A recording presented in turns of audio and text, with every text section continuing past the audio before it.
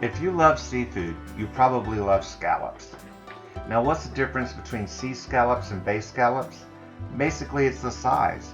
Bay scallops are much smaller, and you cook them a little differently too. They're much easier to cook.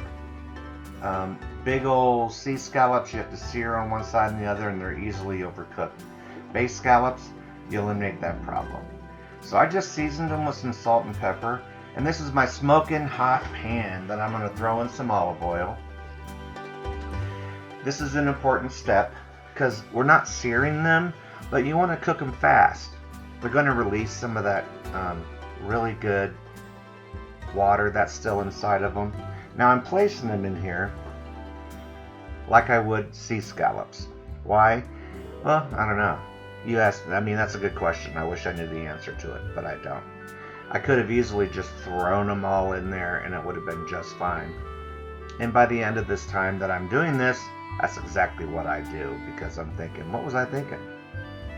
Anyway, I saved this in here for you so I could show you all my mistakes.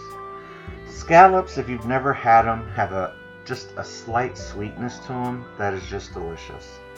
And you can eat them plain, you can sauce them up if you like. I've had them with a white wine and leek sauce, which is really good. But here I go, still placing them in there onesie-twosie. And the beauty of bay scallops is they're so much cheaper than sea scallops. For what I paid for this, you might get 3, maybe 4 sea scallops. So you see, bay scallops are economical.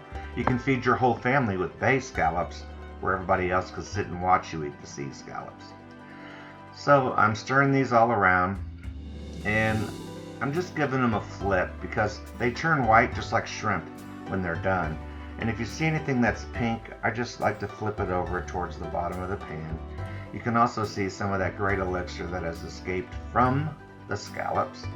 And I'm just going to cover these up and let them cook for just a minute or two, and they're done. Then I'm going to transfer them to a bowl, and then bam, look at this. I have a bed of couscous. I'm going to lay my sea scallops on there. Another beauty, you get more than one. You can eat them for a while.